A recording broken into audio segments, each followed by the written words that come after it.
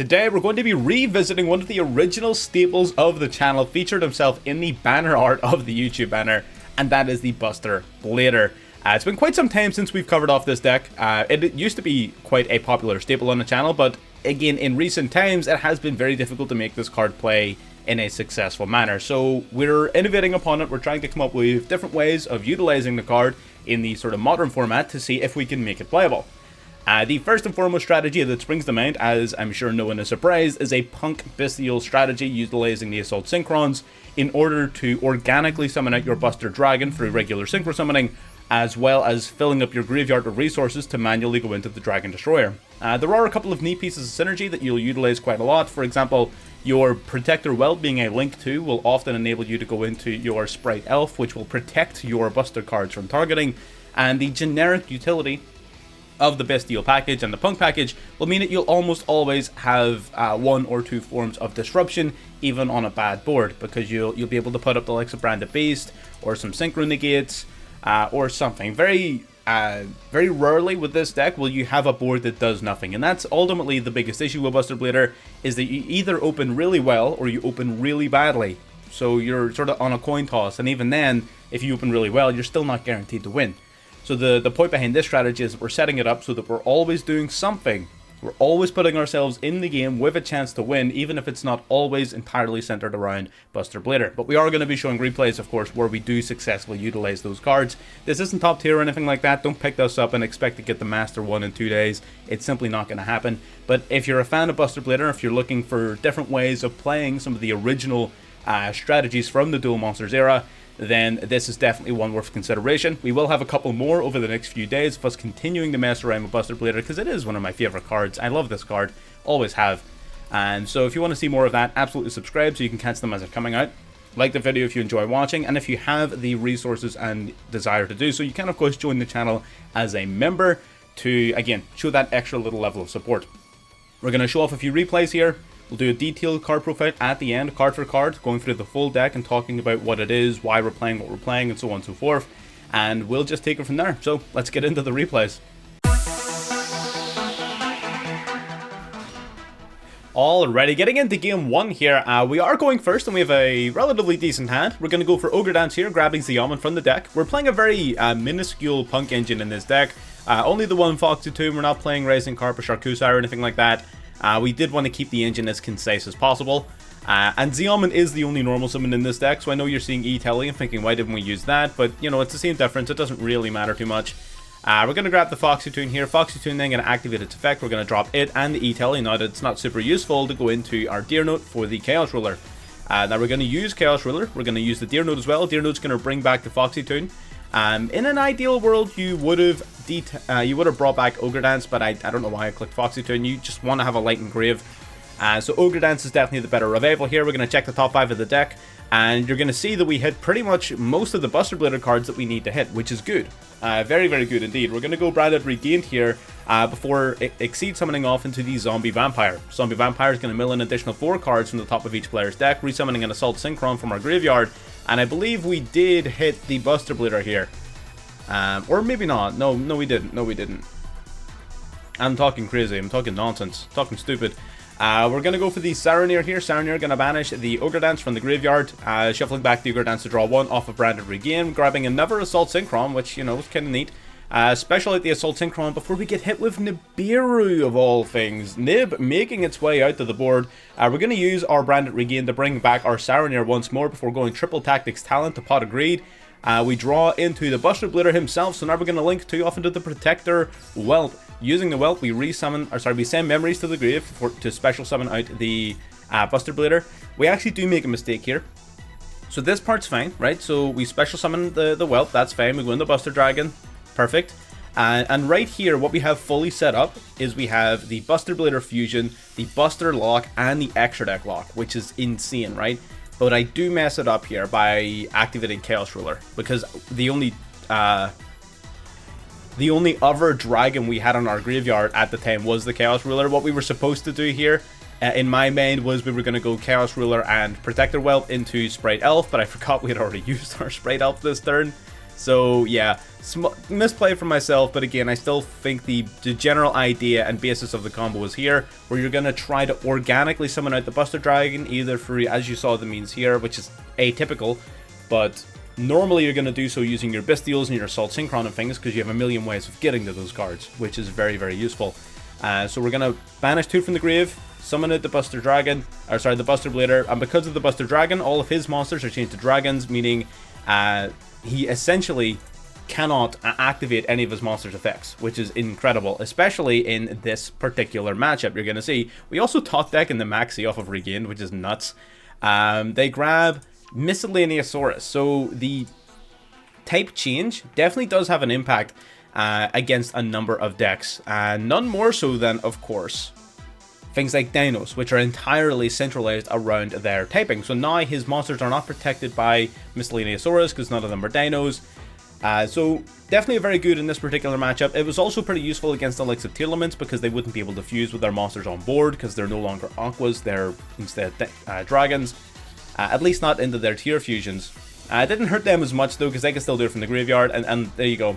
They can't play the game. Can't activate their cards, none of their cards are Dinos, and yeah, can't be done. There you go, connections failed. So that's the basic idea. That's basically what the Buster Blader cards do for those who are unfamiliar. Buster Dragon changes all their monsters to dragons, and Buster Blader changes all their dragons to defense and stops them from activating their effects, while also gaining 1000 attack and defense for each. So it is definitely very difficult for a lot of decks to counter, especially when you consider that by the time this video goes up, we're going to be in a post-banless meta, where Dragon Link in particular is going to be very useful, and Buster Blader actually prevents the activation of dragons from anywhere. Hand, field, graveyard, anywhere, cannot activate their effects. So even cards that aren't on the field yet are being negated. The likes of Bystials are being stopped, even in generic decks, but against Dragon Link in particular, you're just going to crush. Unfortunately, we didn't face any Dragon Link here, but we're going to show off a couple more replays anyways. Alrighty. Into game 2 here, this is quite a good hand. I know normally you don't like seeing cards like this in your opening hand playing Buster Blader in other versions of the deck, but in this version we're a-okay with it because we typically want to see at least one of them so we can pitch it off Foxy-Tune. That means that we need to mill one less card essentially, which is very useful.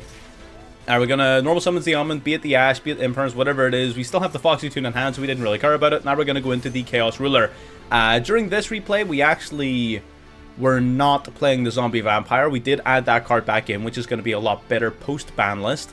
At this stage, I was still a little bit weary of Tearlaments, but Zombie Vampire, we were playing it since, and it is a very good card for continuing to build on your extenders, and it's definitely going to power the deck up. Luckily for us, we just hit the Buster Blader there, which is phenomenal.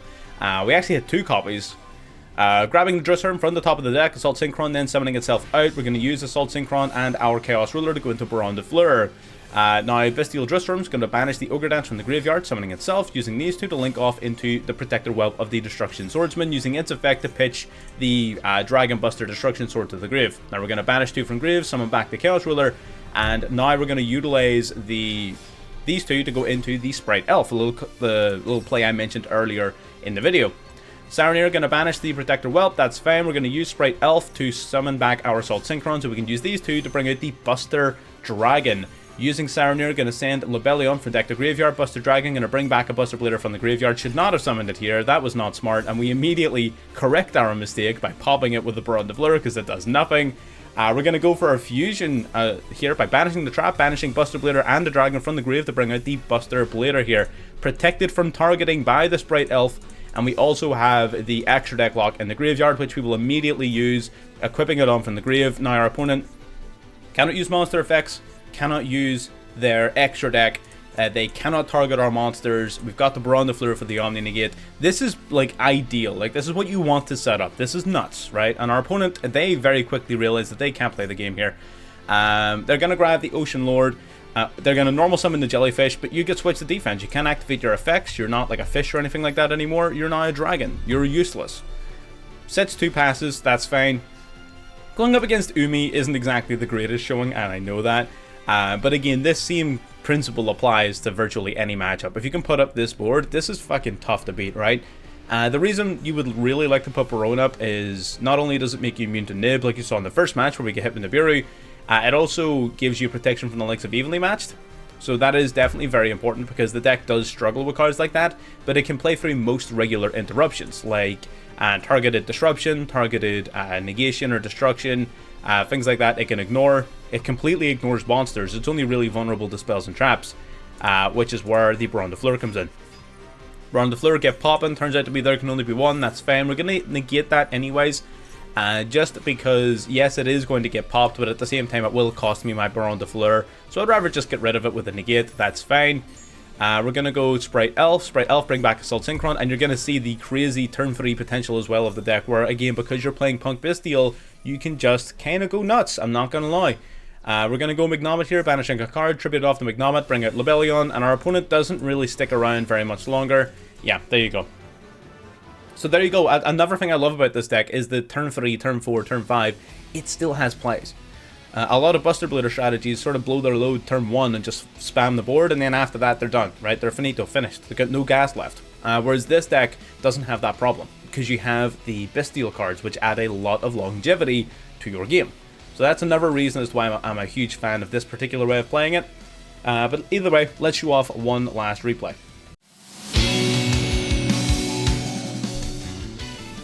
Alrighty, getting into our next replay, main phase 1, we're going to go for our Ogre Dance. Ogre Dance, discard itself, grabbing our Xiamen. Normal summon the Xiamen. Xiamen then will pay 600 to grab our Foxy Toon. Foxy Toon then going to discard itself, as well as the Drissworm to summon out the Deer Note. Pretty standard turn 1 combo here with P.U.N.K going into the Chaos Ruler. Chaos Ruler then going to mill 5, Deer Note going to bring back the Ogre Dance, but it is going to get hit with a Drissworm. Again, we would have gone into the Zombie Vampire here. You can see in our extra deck this time, if the game would let me show you, we do have the Zombie Vampire, which would have allowed us to mill additional cards, but that's fine. We're going to check the top 5 of the deck. There's a Buster Blader and there's an Assault Synchron. Assault Synchron, of course, being absolutely nuts. So we're going to grab that. We're going to send Lebellion to the grave, tribute off Chaos Ruler for the Lebellion, so that we can start generating some advantage. Lebellion going to activate the Branded Regain from the deck. We're going to banish 2 for the Chaos Ruler, summoning out the Chaos Ruler. Now we're going to use Branded Regain, shuffle back the Foxy Toon so we can reuse it later, and then we're going to Assault Synchron, special summon itself, Synchro Summon into Baron de Fleur here, and we're going to simply set 1 and pass. So this, again, we don't have the Buster Blader cards, but that's fine because we still have a lot of interruption. We have Max C, we have Ash and Max C, we have Branded Beast for poppage, we have Regain to bring back our Bystials, we have the Baron de Fleur for an Omni-Negate, and we have a lot of follow-up in the form of Assault Synchron and Branded Regain. So we're in a really solid position here, even if we didn't resolve the actual target of our plays. We go Max C, he's going to swing in to try and take out our Baron de Fleur off of his Drissworms, trying to send it to the graveyard. He is operating under Max C, so that is worth bearing in mind. We are, of course, going to negate that before he gets rid of our monster.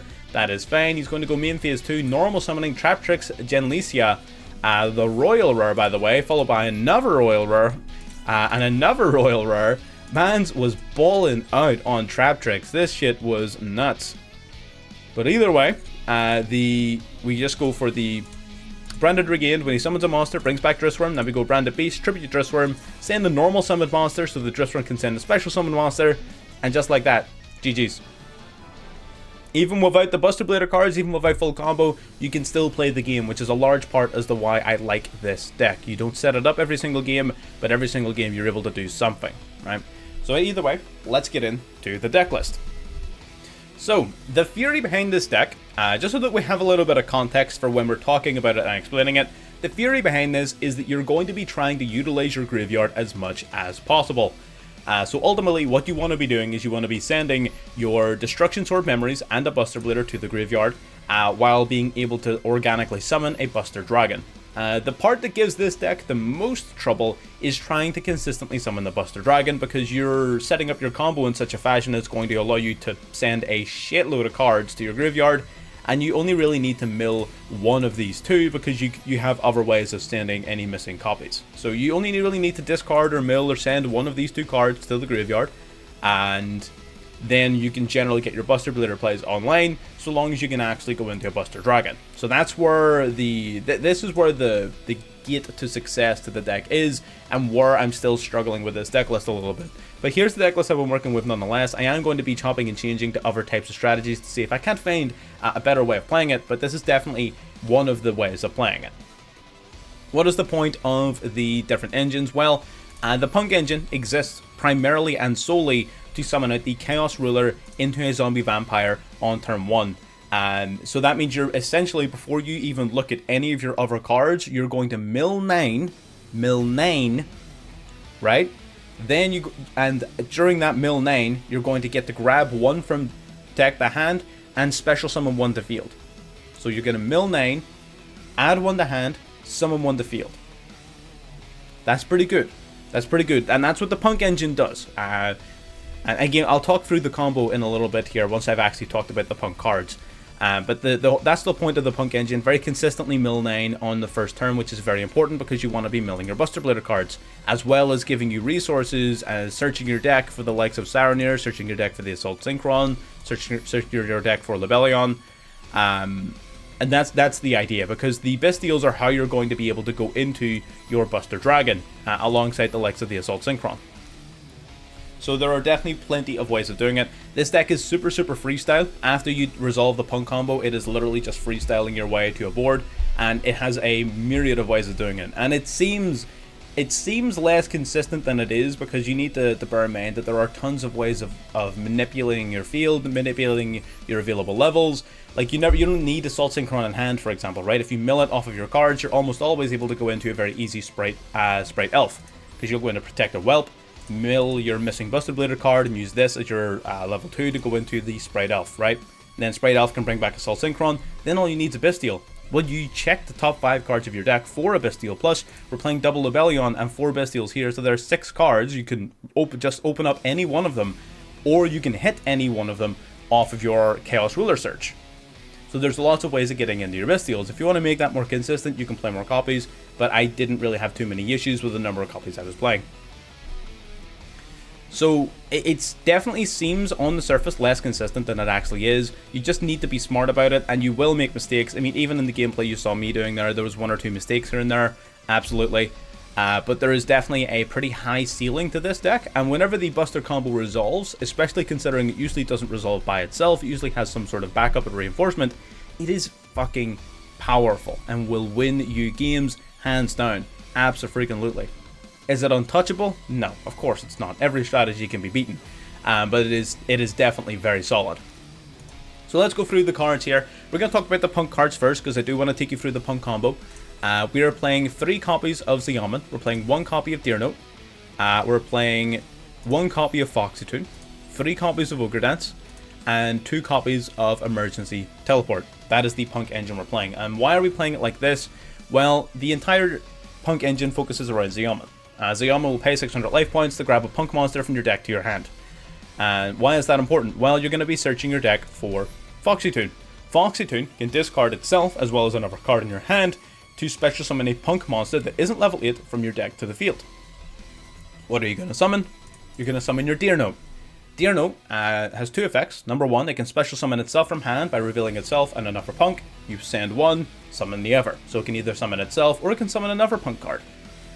But its primary effect, the one we're using in this combo, is that if it's sent from the field to the graveyard, you get to bring back a P.U.N.K monster from your graveyard. So you're going to be bringing back one of your level 8s, either the Foxy-Tune, which you sent there as part of the combo, so you know it's there, or your Ogre Dance, which is the other card we're playing, which basically just allows you to discard it to grab a P.U.N.K card from deck to hand.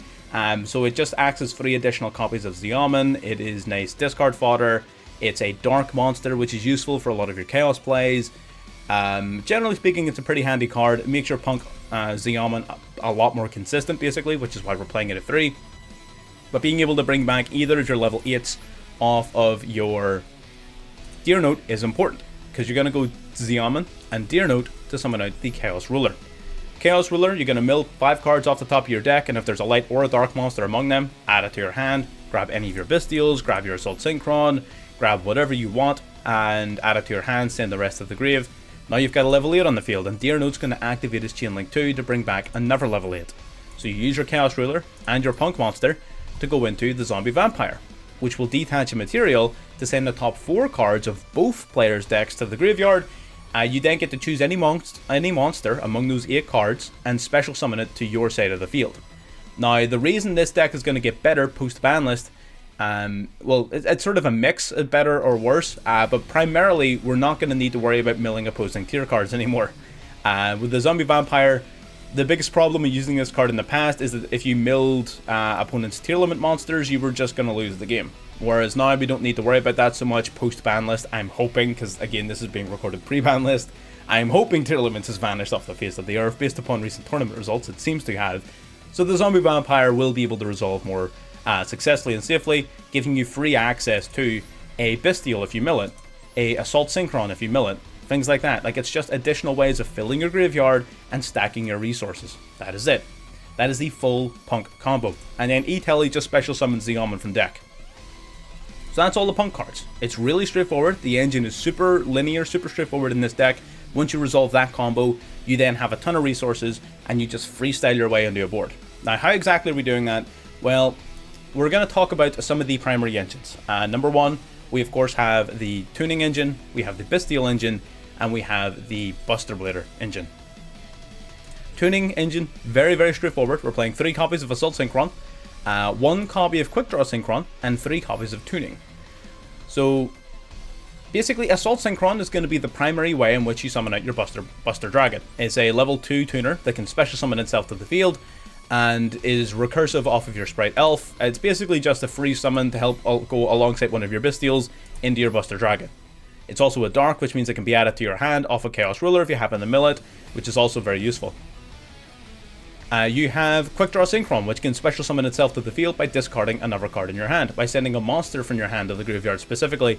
So if you have spur monsters or a monster you want to pitch to grave, like Dragon Buster, Buster Blader, Lubellion, Ogre Dance, whatever, this can help you drop a dead card essentially to summon itself out to help assist you in going into the Protector Whelp or into whatever other plays you have lined up.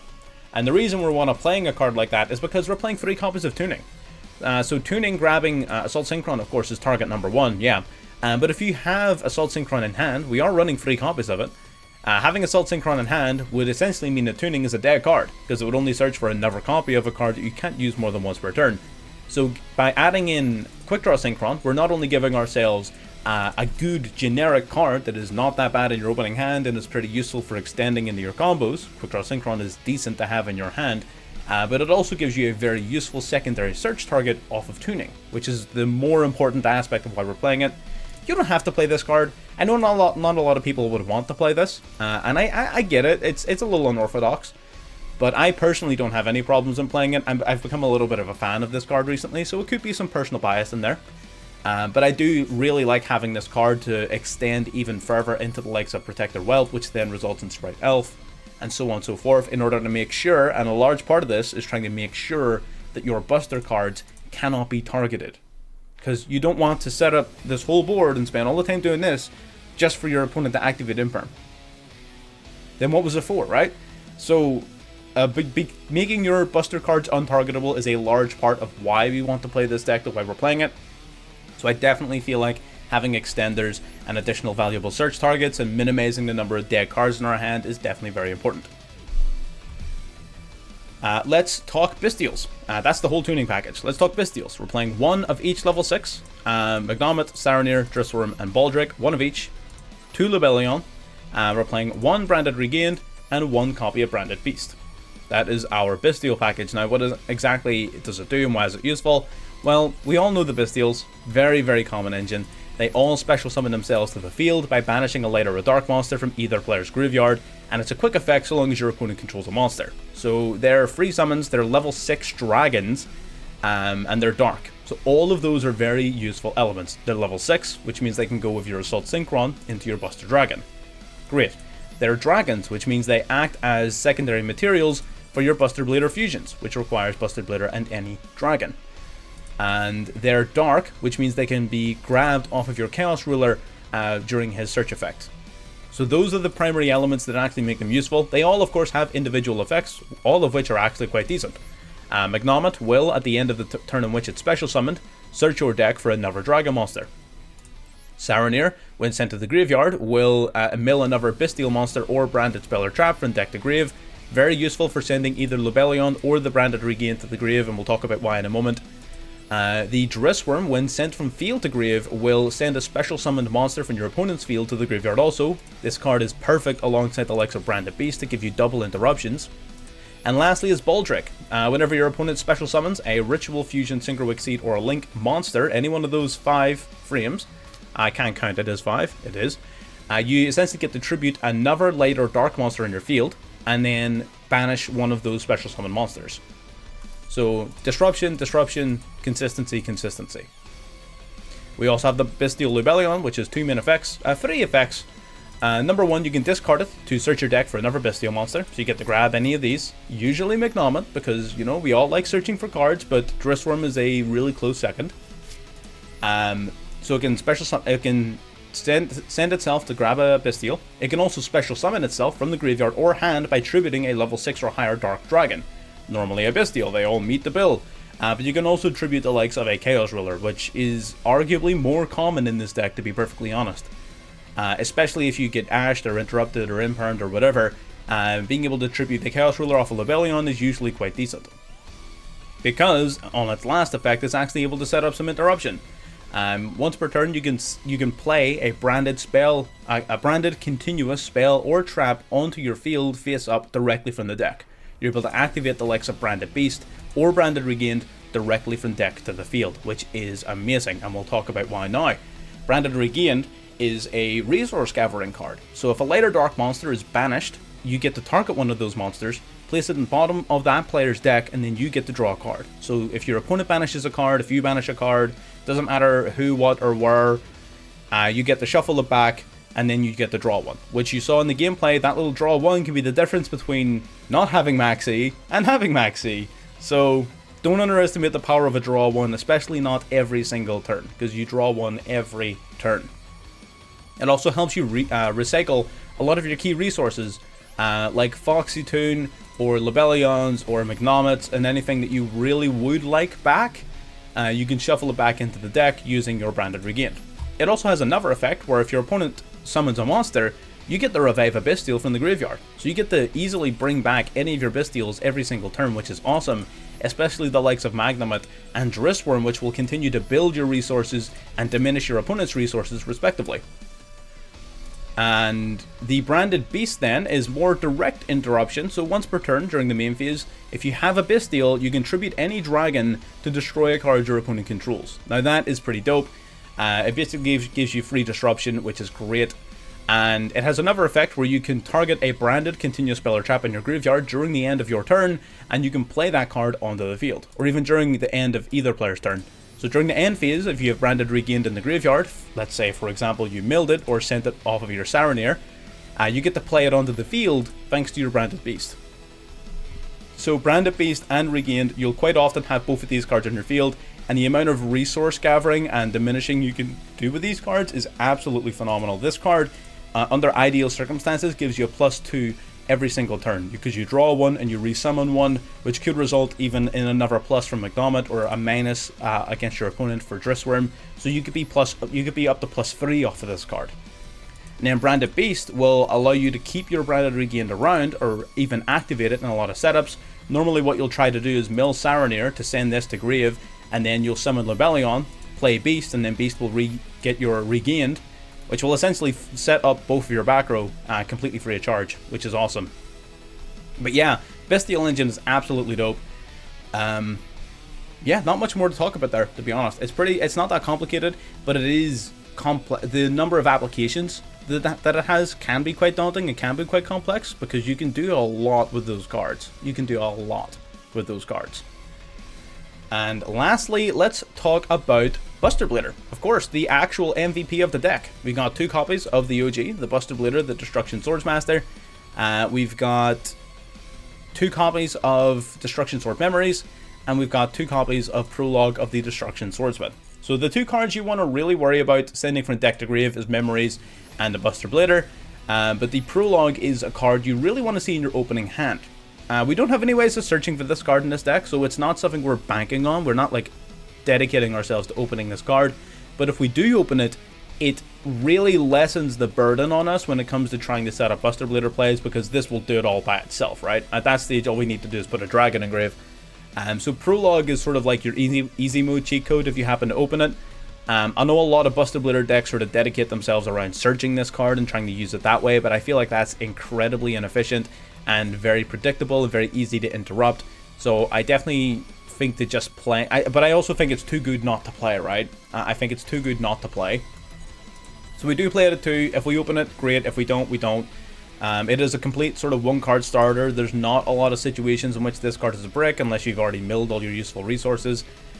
So very rarely will this card actually pose any sort of problem being in your opening hand or being in any hand. So I wouldn't worry too much about that. Definitely a card worth playing. Why is it a card worth playing? Well, let's talk about that. Let's go through them. Buster Blader is here for his name. He has text on him. All of this is useless. He's here for his name.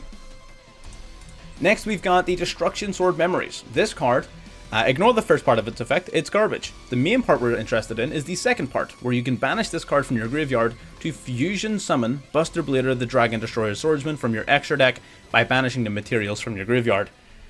Which means essentially you can summon this guy almost for free so long as you have Buster Blader and any dragon in your grave. And then you have Prologue of the Destruction Swordsman, which goes that one step further. This card will send a Destruction Sword card and a Buster Blader monster from your deck to the graveyard, so Memories and your Buster Blader, to the grave, to then special summon a Buster Dragon from the extra deck or the graveyard, but then it gets destroyed during the end of the following turn. So if you find yourself with this card in hand, it means that you no longer even need to go out of your way to set up a Buster Dragon using your Bystial plays. It means that you can instead utilize these resources to go into the likes of a Baron de Fleur, Cheng Ying, and focus on those types of plays. We were playing the Amazing Dragon. This was primarily here to revive Dear Note like later in the game, but this card's sort of underwhelming. So if you wanted to replace that with like another generic level 8 synchro that you wanted to play, you could also do that. Like if you wanted to play, you could play Borreload here. Borreload's actually pretty decent because you'll almost always be able to have like a Protector Whelp and well, mainly Protector Whelp in the graveyard. So Borreload is actually quite decent. But whatever cards you decide to play, if you open up Prologue, it basically just means you no longer need to focus on making a Buster Dragon, and it really lessens the load upon your turn. You get a lot more freedom. So that's the full Buster Blader engine. After that, it's just generic hand traps. We got the Maxi package, triple Maxi, triple Ash, double Call By, single Crossout, and we also fit a little bit of tactics in there because this card is dope. But you just play whatever staples you have. These are just the staples I chose to play. I think Maxi, Ash, Call By, and Crossout are virtually mandatory. I don't really think you get much of a choice there. But if you wanted to play the deck at 40 cards, you could drop the tactics and you could drop maybe Prologue to 1 or something like that. Although I think that would be silly. I would almost want to play it at 3, to be honest. The card is really fucking good. But how you decide to build it after that is entirely up to you. This is just how I was playing it. I was still modifying it, still changing things up. By no means is this a finished product or like an end-all be-all. You have to play it like this. Definitely not. I'm just spreading ideas. Getting into the extra deck, let's talk briefly about the Buster package and the actual end goal. So what exactly does the Buster package cover? Well, ideally you're trying to set up a Buster Dragon, the Buster Blader the Dragon Destroyer Swordsman, and a card I didn't mention actually during the deck profile, the Dragon Buster Destruction Sword. You want those 3 cards, if my fingers would work. 3 cards, what the fuck? Those are what you want to set up.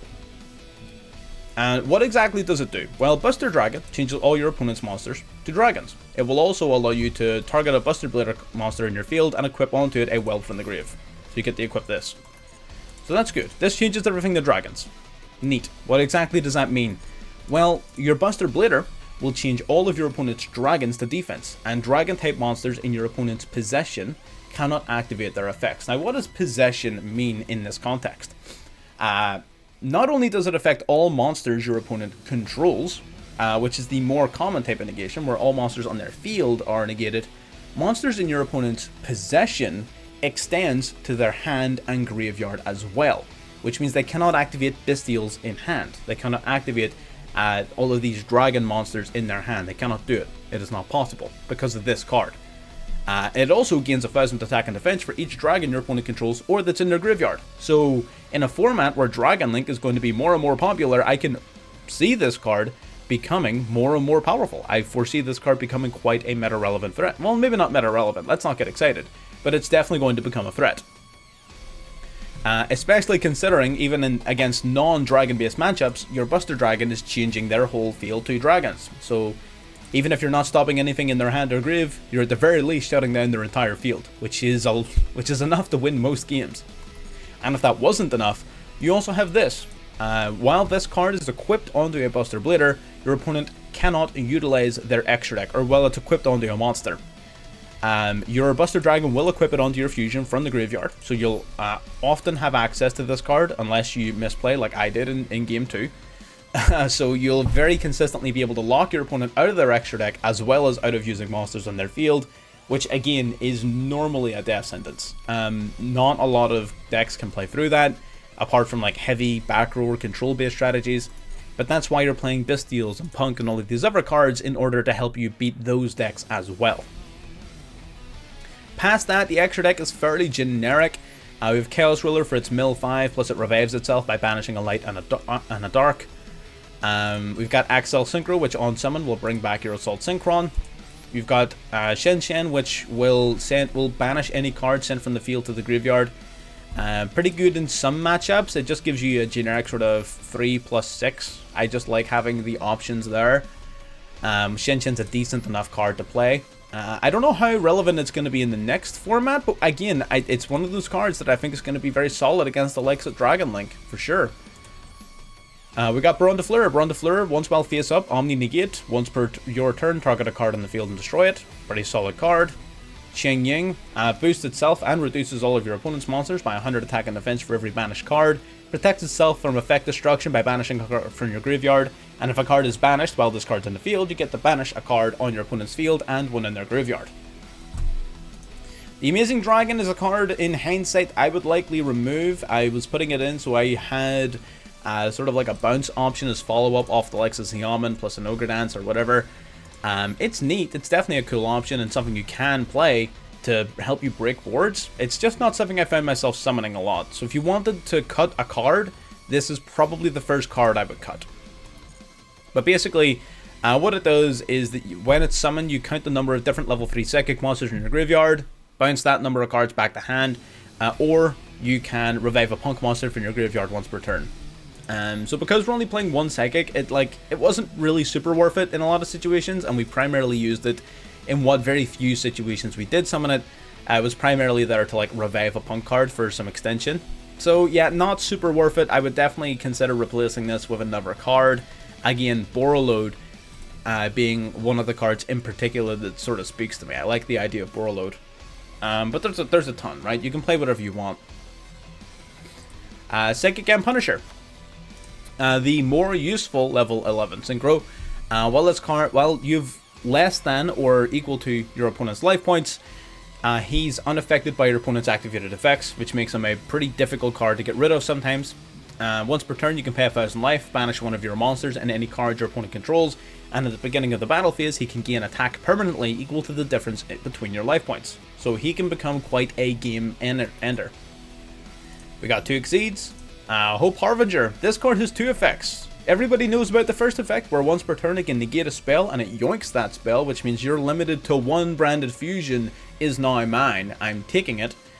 Your Kashtira Birth is mine. Your Branded Lost is mine. All of these cards are mine. I'm taking them. You cannot have them back. So Hope Harbinger is pretty good for that. It can also redirect battle. So if your opponent declares an attack, detach a material, redirect the attack to the Hope Harbinger.